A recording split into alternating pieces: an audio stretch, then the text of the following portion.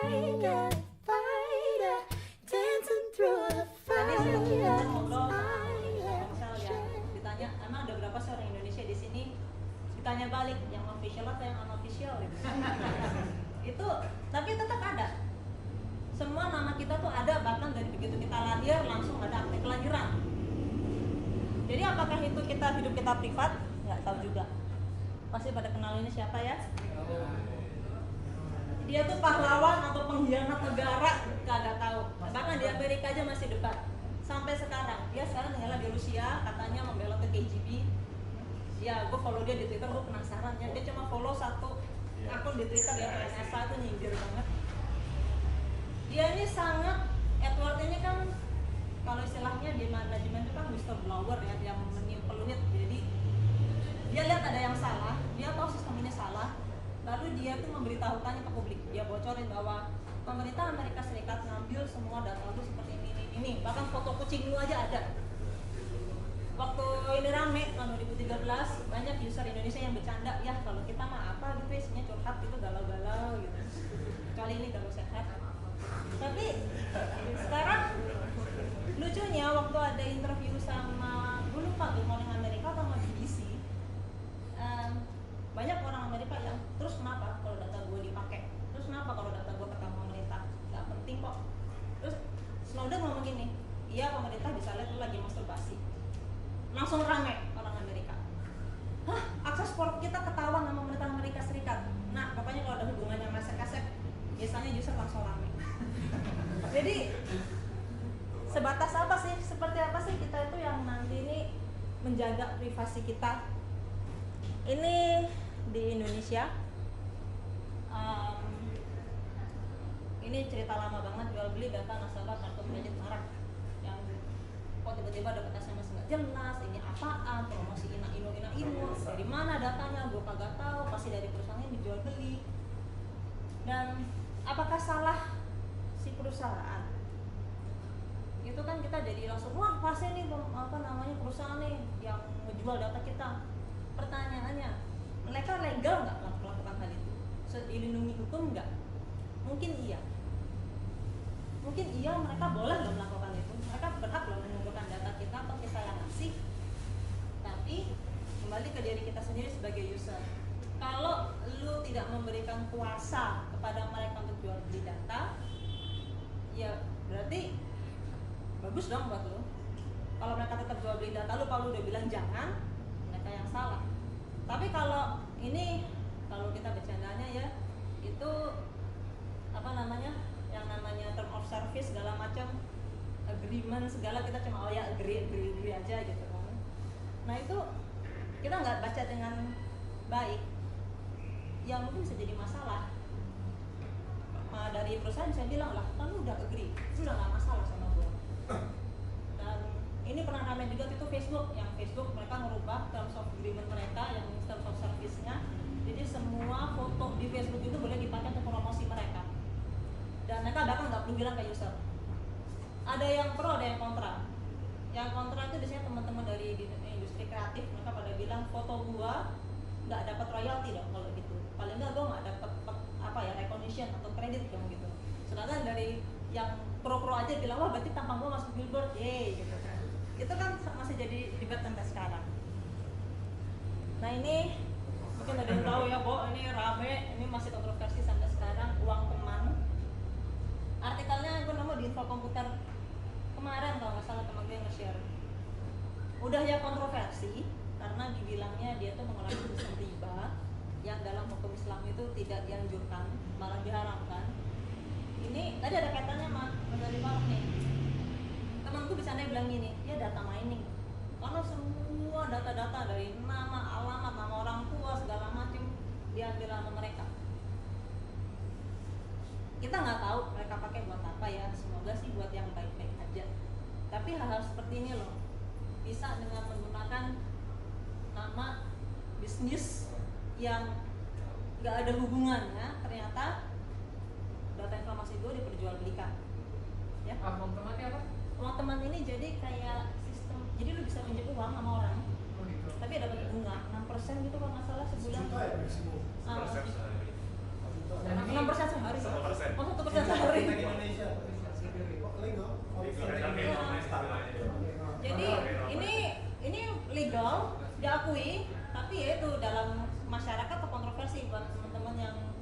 bilang wah enggak nih kayaknya enggak, ada yang bilang enggak apa-apa, lebih memudahkan daripada ke bank lu setengah mati ya kalau dapat duitnya, kalau enggak gitu kan. Tapi ada yang bilang enggak karena itu menggunakan sistem riba, jadi masih kontroversi. Itu aja udah rame, apalagi ketika orang tahu. Jadi ini dia reporternya nyoba daftar di uang teman, dia pengen tahu seperti apa sih, semudah apa sih meminjam uang ke uang teman. Tapi udah daftar lama berbulan-bulan kok nggak dapat konfirmasi kalau dia udah bisa minjem duit. Jadi data yang selama ini gua ngasih ke uang teman, nama gua, alamat gua, sampai nama saudara gua, nama tetangga gua segala macam, itu buat apa? Data itu buat apa? Karena bisa kan ada yang ngaku-ngaku nama siapa, iya saya dari mana, kita pasti sering banget dengar yang namanya scam atau nama orang dipakai. Ini nanti ada kasusnya, terus sendiri bingung. Dan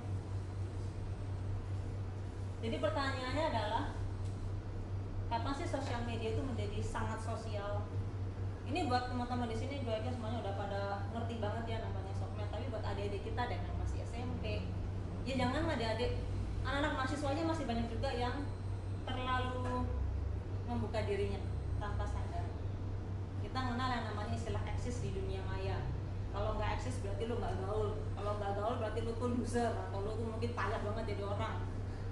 Apa ya yang menjadi landasan kita itu hidup itu hanya eksis di dunia maya? Itu kan masih diperdebatkan sampai sekarang. Jadi kapan sih lu bisa sangat sosial di sosmed?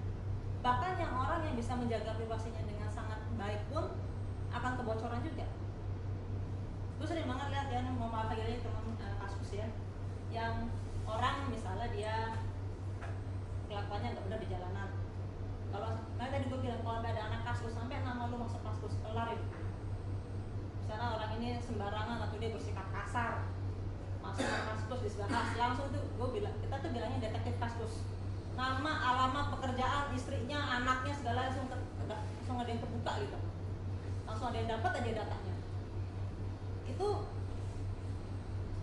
mengerikan ya nggak sih? Atau itu resiko yang harus kita terima sampai sekarang? Nah ini kalau di Malaysia gue lihat sudah ada yang namanya klik dengan bijak, mungkin udah pada tahu. Waktu ada acara KL Converge yang perusahaan digital, ada pameran di sebelahnya KLCC itu apa tuh, sebelahnya Surya KLCC ya, KL Convention Center itu ada dari klik dengan bijak. Intinya mereka mengajak ke publik supaya lo itu lebih apa ya, lebih berhati-hati lah, nggak cuma dari segi membuka diri data pribadi, tapi juga jangan ngeklik yang macam-macam. Kita sering banget lihat teman-teman kita di Facebook yang tiba-tiba dia nge-share konten porno, terus bilang aduh gue di-hack. Neng, itu bukan di-hack, Neng, lu tuh ngetik yang aneh-aneh aja, itu namanya phishing lain lagi gitu kan. Jadi ini lumayan gerakan yang lumayan bagus. Cuma kalau kita balik lagi ke privasi ya, ada yang udah pernah nonton film V for Vendetta? Itu film lumayan bagus tahun 2005 kalau nggak salah. Intinya itu tentang bagaimana pemerintah itu sangat mengatur apa yang rakyatnya harus katakan atau yang tidak harus katakan. Jadi kalau misalnya kritik sedikit langsung ditangkap. Kebebasan berpidato, kebebasan berbicara itu sangat-sangat dikekang. Nah, banyak orang yang berargumen bahwa hal-hal seperti klik dengan bijak ini mengekang kita untuk beropini, mengekang untuk kita berekspresi. Nah, apa ya begitu? Kita sering banget lihat apalagi ketika musim kampanye kemarin Jokowi sama Prabowo. Waduh, itu gue sampai unfollow atau unfriend berapa banyak manusia itu yang ngomong inilah yang fitnah, itulah yang katanya Jokowi itu Cina, Kristen, Yahudi, Islam. Gue bingung gimana caranya 3 orang 3 agama gitu ya, Syiah Sunni. Ya Allah, hebat banget dia ya, satu orang bisa ngumpulin semua dalam satu manusia gitu. Ada yang Prabowo tuh begini begitulah segala macam diungkit. Itu apakah hal yang baik untuk kita? Ya, atau mungkin hal yang buruk gitu kan, gila lu ngomong sembarangan nggak pakai data. Makanya sebenarnya namanya hoax itu kan lagi rame banget. Jadi kliklah dengan bijak. Nah ini contoh yang bisa kebaca nggak ya? Yang soal pencurian data. Jadi ini dari teman PEV gue, dia ngepost gambar ini, gue sampai bingung. Jadi ada berita anak hilang, ini foto anaknya ya, cuma sedikit. Kalau dibaca di bagian komentarnya, katanya ngomong itu ponakan gue loh, beneran itu Dani siapa ya? Terus nomor HP-nya kenapa nomor HP abang gue? Anaknya nggak hilang kok, semalam ada di rumah nyokap gue lagi main. Ada berita anak hilang, anak ini bilang tolong hubungi Dani, nana nomor ini. Tantanya langsung bilang enggak, anak itu nggak hilang, dia ada kok di rumah gue semalam, di rumah nyokap. Kan jadi enging dia bilang apaan ya Bo ya? Ini pun nih gue harus info abang gue nih. Terus bilang sering banget ada kasus kejadian anak hilang, pertama di Bali, kedua di Bintaro. Jadi nggak pernah hilang, alhamdulillah. Nggak bener nih, harus hati-hati, tolong ya bilangin teman-teman lu sebar kah ini. Kan aneh, ada yang ngaku-ngaku anak ini hilang, terus sekarang enggak. Itu siapa? Ya untung dia pakai nomor handphone abangnya ini, nomor handphone bapaknya. Coba kalau misalnya nomor handphone orang lain. Seperti itulah dunia informasi internet itu bekerja. Kita nggak bisa benar-benar langsung validasi informasi itu benar atau enggak. Itu apakah dari orang yang kita maksud atau enggak, kita nggak gitu tahu saat itu juga. Biasanya butuh waktu sehari 2 hari untuk orang konfirmasi bahwa oh ternyata berita ini salah. Buat kita yang udah sangat melek internet, dalam waktu 1 jam atau mungkin 30 menit ya, langsung konfirmasi di Google, cek di Google, cari di website apapun itu. Tapi buat orang-orang yang awam, ya kita sih sering banget ya udah ngeliat ya yang kalau ada telepon bilang ini anak ibu ditangkap polisi, anak kok kalau punya anak men, atau mungkin ini mama minta pulsa, nyokap gua gak usah mana beli pulsa, kok udah minta pulsa lagi mah, ngomong apa aja mah. Kan hal-hal kayak gini selalu ada, dan ini terjadi kadang-kadang karena kita teledor. Ini yang pakai Instagram di sini siapa? Mungkin semua kali ya, atau Twitter, mungkin Twitter, Facebook lah ya. Dengan bangganya gue check in di sini, yummy, makanan yang super enak. Kalau sekarang nggak enak banget gitu ya, tampaknya doang enak. Check in di tempat yang mana, Bangsar gitu yang sama Phuket. Gue lagi di lantai 42 Twin Tower nih, lagi melihat sejauh mata memandang Kuala Lumpur. Di Instagram ada namanya Photo Map. Gue baru tahu tuh itu tahun lalu. Jadi misalnya lu foto di rumah, walaupun lu tulis tagnya misalnya Jakarta gitu, akan di tag tepat di lokasi, bahkan sampai jalan, sampai gedung di Photo Map. Kecuali kalau lu matiin fitur itu baru. Jadi misalnya lu nggak ngasih tahu alamat lu di internet pun, orang tetap bisa nyari dengan cara begini. Apalagi kalau ada caption home. Kalau lihat di Foursquare tuh suka ada yang alamatnya aneh-aneh kayak tempat aku putus cinta, tempat aku jatuh cinta, tempat aku merenung. Kadang-kadang kalau lewat coket ini gue suka nyalain Foursquare, boleh lah nama-nama itu, nama-namanya lucu-lucu banget gitu ya. Tempat aku bertemu denganmu ayah. Terus udah ketemu siapa lagi neng gitu kan. Nah jadi bahkan karena kita yang nggak mau bilang pun itu bisa loh kejadian. Gue nggak bilang kok alamat gue di mana, tapi banyak orang yang just connect the dots. Kayak misalnya lu ngepost foto Twin Tower, lalu lu bilang captionnya home, dan lu sering banget ngepost gitu, gue di rumah lalu foto Twin Tower. Orang yang sudah awam dengan Kuala Lumpur akan tahu nih dia ambilnya foto di Jalan Ampang, atau gue ambil foto di daerah mana, ini di gedung mana, bisa ketahuan karena lu mungkin nggak akan bilang. Jadi ya memang harus hati-hati sih. Kalau ada pertanyaan silakan tanyakan. Ini obrolan di grup Telegram gue sama teman-teman gue. Jadi ada yang nanya browsing historinya tuh nyambung nggak sih ke FB Suggested Spots? Mungkin ya, ada yang bilang mungkin sih mbak. Soalnya tadi pagi cek Soilan, terus kok ada, soalnya itu ada yang ngobrolin soal makanan ini Soilan.com. Ada yang ngecek, tiba-tiba dicek FB ada Suggested Post dari FB-nya Soilan.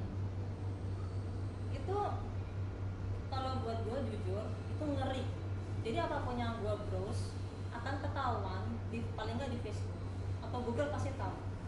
Ya. Kalau saya boleh tambahin, ini salah satunya ini kenapa udah tahu, itu karena kebanyakan advertisement kayak Iya. detik.com contohnya itu banyak banget tracking cookies dia. Oh iya.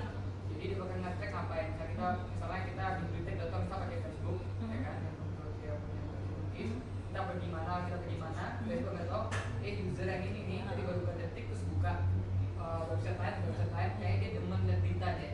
Oh iya, langsung dikasih suggestive post. Nah, kalau beli saran, kalau orang nggak demen kayak gini, mendingan install Chrome extension. Ada Ghost Story, dimana Iya. buka. Ada ya. Oh, iya.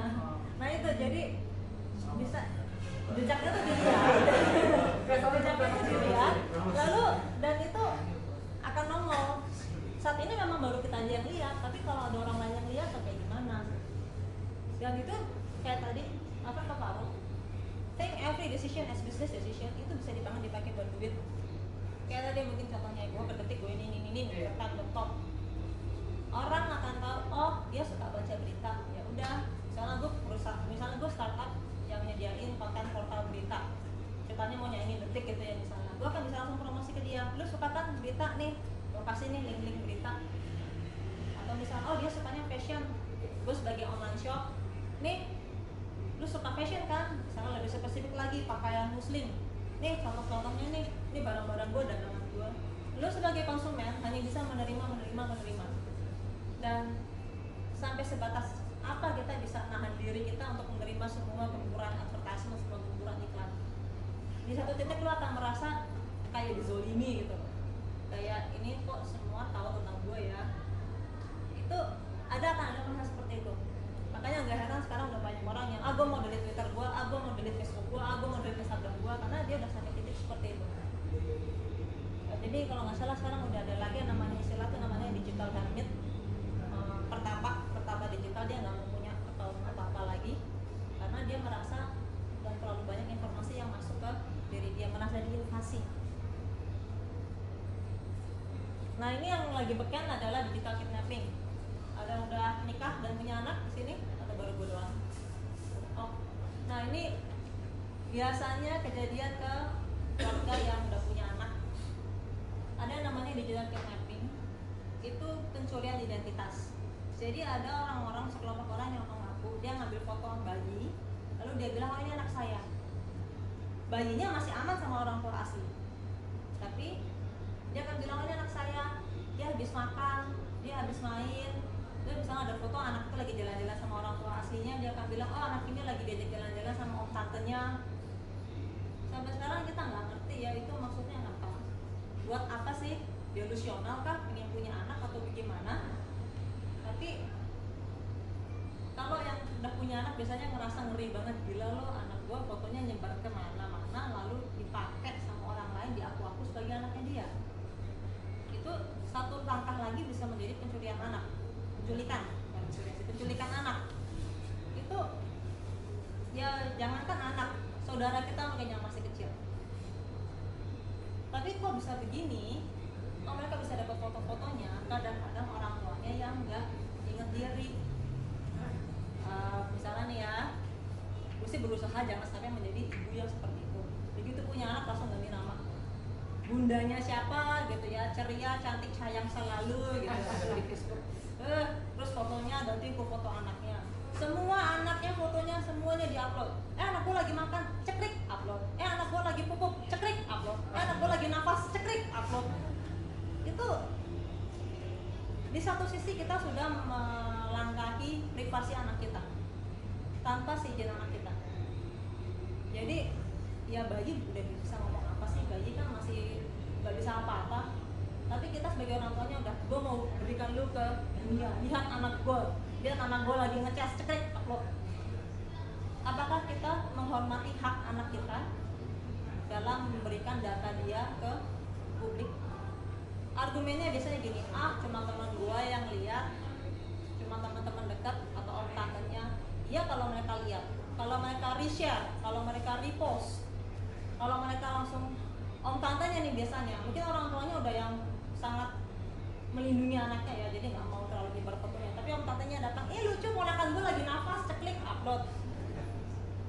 Nah itu kan lain lagi masalahnya. Jadi kita yang punya mindset untuk udah bisa berpikir seperti itu. Gue nggak mau melanggar privasi lo, walaupun lu anak bayi sekalipun. Gue nggak mau melanggar privasi lo, walaupun lu adik gue sekalipun atau lu kakak gue. Kalau nyokap gue selalu ngomong gini, Allah itu udah nutupin aib kita, janganlah kita buka-buka sendiri. Tuhan itu yang udah nutupin aib kita, ya jangan kita yang malah ngumbar-ngumbar sendiri. Nah tadi ini refer ke grocery tadi tuh. Nah ini cukup menolong. Gue langsung install grocery setelah teman gue bilang, ya gue install grocery, langsung install, wah langsung celing bersih gitu. Nggak ada iklan, lah bahagia gitu. Kalau pakai Mac ya, kalau pakai laptop isi Windows base biasanya mereka udah punya banyak banget yang antivirus segala macam sama adblocker tuh juga nolong banget itu.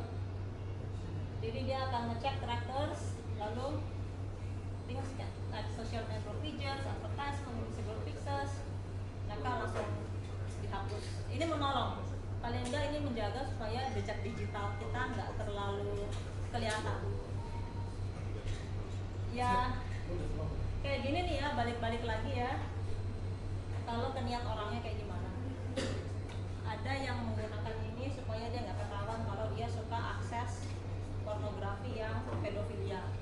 Kan child pornografi itu, pornografi anak-anak itu kan sangat dilarang hukum kan, karena itu anak-anak. Mereka melakukannya tidak sesuai dengan kemauan mereka, not below their consent. Itu jadi ada yang bilang, wah ini melindungi para para sex offenders dong, melindungi para pemerkosa dong, atau potensial pemerkosa dong. Nah itu balik lagi ke kitanya. Jadi ya gimana dari kita ngelihat, gue pakai ini buat apa sih? Gue hanya mau menjaga privasi gue, jadi gue nggak mau terlalu terbuka. Gue nggak mau tiba-tiba gue dapat nomor atau email yang nggak dikenal. Jadi be mindful of your privacy. Konten seperti apa sih yang pengen kita upload? Kita pengen ngupload tuh yang foto apa? Foto bagian pribadi kah? Atau foto pemandangan? Apalagi dengan adanya Snapchat yang udah bisa private ke satu orang atau orang, itu udah makin. Makanya kalau di Snapchat itu juga yang namanya sexting, atau nggak ngirim-ngirim gambar yang berbau seksual, mungkin ke pacar atau ke suami atau ke tunangan atau ke gebetan gitu ya, atau berbody lagi telanjang, itu lagi marak banget. Tapi kemarin waktu konten diupload tahun lalu ya, 2013 atau 2014 itu sempat rame yang soal selebritis perempuan yang akun iCloud-nya bocor, lalu foto-foto bugilnya semuanya nyebar di internet. Itu kita bisa sih sebenarnya sih menyalahkan, wah lu sih foto telanjang, walaupun pertanyaannya lagi, dia itu kan hak dia nggak minta kalau foto dia disebarkan, yang salah juga yang menyebarkan. Tapi kembali lagi ke diri kita, hati-hatilah dengan apapun yang kita upload, itu bisa aja bocor. Kalau misalnya mau punya foto telanjang pun kirim lalu hapus, itu pun juga gue nggak yakin benar-benar bisa hapus, benar-benar kosong ya dari internet ya, pasti ada chat-chatnya kayak cache itu atau cookies segala macam. Tapi hati-hati dengan konten yang akan kita upload. Siapa yang bisa lihat? Ada beberapa orang tua yang gue kenal, mereka ngepost foto anaknya bulanan atau harian, tapi mereka cuma benar-benar dijaga hanya untuk keluarga terdekat yang bisa melihat, atau mungkin untuk mereka backup sendiri. Kayak gue foto-foto gue selalu gue taruh di Google Photos, itu langsung gue lock, cuma private, cuma gue yang bisa lihat, jadi orang lain nggak bisa lihat. Walaupun kalaupun kebuka juga nggak masalah, tapi kayak foto-foto anak gitu langsung di lock, karena gue nggak mau semua orang tuh bisa melihat ini loh kehidupan saya, ini loh rumah saya. Memang ini sangat menggiurkan ya untuk pamer ke teman-teman di sosial media. Gue tinggal di Malaysia gitu kan, rasa lo tinggal di Jakarta, hidupnya kena macet 4 jam di Kuningan. Gue doang di Palsisi nyetir doang sampai 5 menit sampai gitu. Tapi ya itulah, siapa yang bisa lihat kontennya seperti apa. Kenapa kita upload? Pamer boleh nggak sih? Ya boleh. Siapa sih yang nggak pengen gitu kan? Ditanya kan eksis. Tapi sejauh apa kita mau pamer? Ada yang habis fitness lalu pasang foto bodinya gitu, mau pamer. Ya nggak apa-apa. Tinggal kembali lagi, siapa yang bisa lihat? Ya. Tapi kalau misalnya nge-share foto anaknya di Facebook atau apa, foto di belakangnya doang. Iya. Kayak editing. Kayak editing. Kayak editing di belakang. Oh ya, bagus tuh. Kalau gue biasanya juga kalau misalnya gue foto juga dari belakang atau dari samping yang mukanya nggak terlalu kelihatan dari sini. Karena Kalau mau tetap lebih aman, ngeri aja. takutnya single terus aja.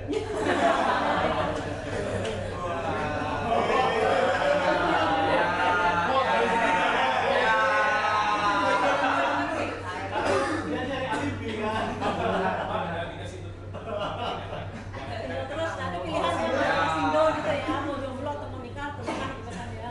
Yang penting udah nyampak gitu jadi sama masyarakat. Dan keempat, penting nggak sih kalau dilihat sama publik, berguna nggak sih? Ini terutama buat yang suka nge-share vlogs. Aduh itu ampun deh, yang baru-baru vlogs yang rame ini yang idoser itu loh, yang harus dengerin lagu terus kayak narkoba.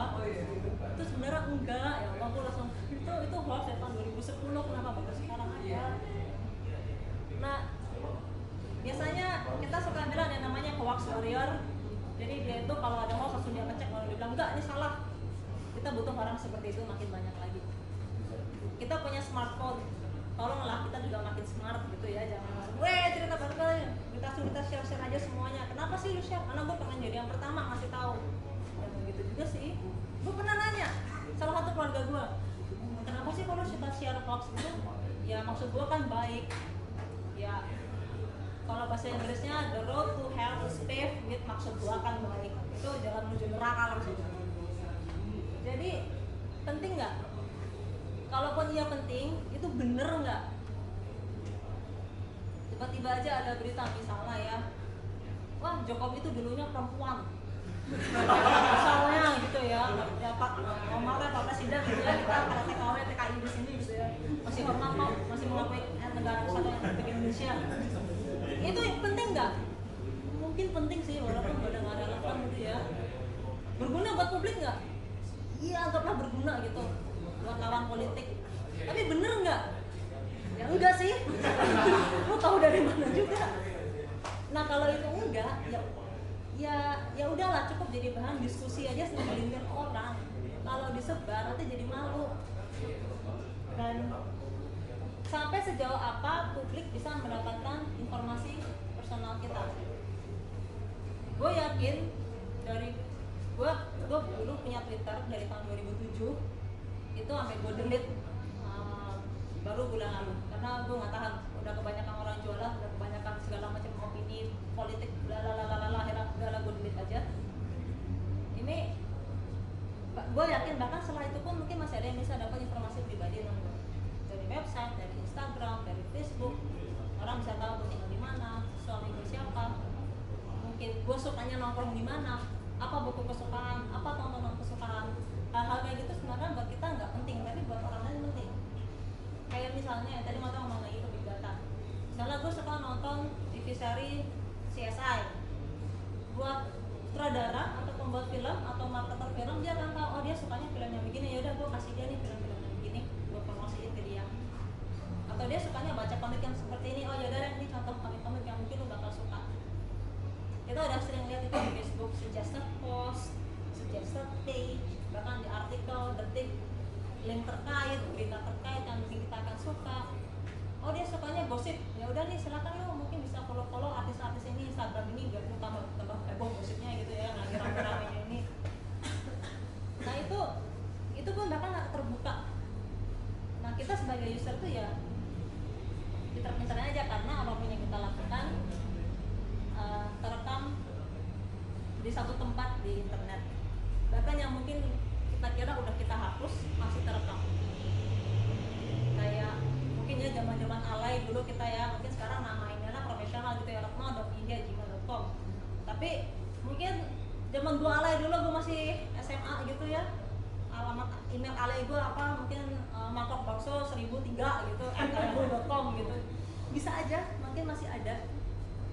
Nah itu pinter-pinter kita aja mau kayak gimana. Oke, ada pertanyaan? Ini cepet aja sih soalnya. Gak ada. Moga-moga gak membosankan. Semoga kita jadi user yang makin cerdas.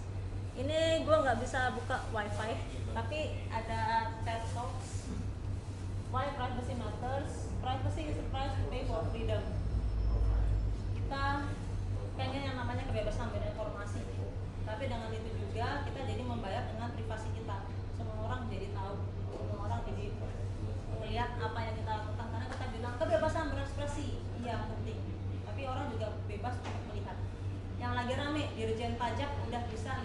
sosial media kita untuk nagihin pajak. Ya kan itu lagi rame tuh. Jadi Dijen Pajak mereka akan ngecek nih pajak lo. Mereka akan ngecek foto-foto Facebook. Oh, dia sering liburan ke Eropa sama ke Amerika. Dia kan masih duitnya mahal nih, lihat kurs sekarang. Tapi dia bayar pajaknya segini, langsung panggil. Itu udah bisa. Jadi harap berhati-hati yang suka jalan-jalan. Ini udah mulai ramai diobrolin sama teman-teman gue yang buzzer, karena mereka kan suka diundang ke acara-acara di luar kota. Bahkan sampai ada yang jalan-jalan, ini ada Frankfurt Book Fair di Jerman itu, ada beberapa teman yang gue kenal yang diajak ke sana. Mereka kan nggak berani pasang fotonya di situ, karena ya itu Dijen Pajak bisa lihat, padahal mereka dibayarin di sana. Itu kan hadiah kan harusnya nggak dipajakin ya, tapi mereka jadi nggak berani, karena Dijen Pajak bisa lihat. Mereka akan cross check ke Bank Indonesia, ngecek tabungan orang ini berapa, bener atau enggak. Bener nggak sih dia mampu untuk berliburan ke luar negeri seperti ini atau keluar kota seperti ini? Itu masuk ke privacy breaching nggak menurut kalian? Kalau misalnya untuk niatnya baik, Nah iya. Dan Kan kita manusia nggak semuanya baik sih. ya kamu bisa.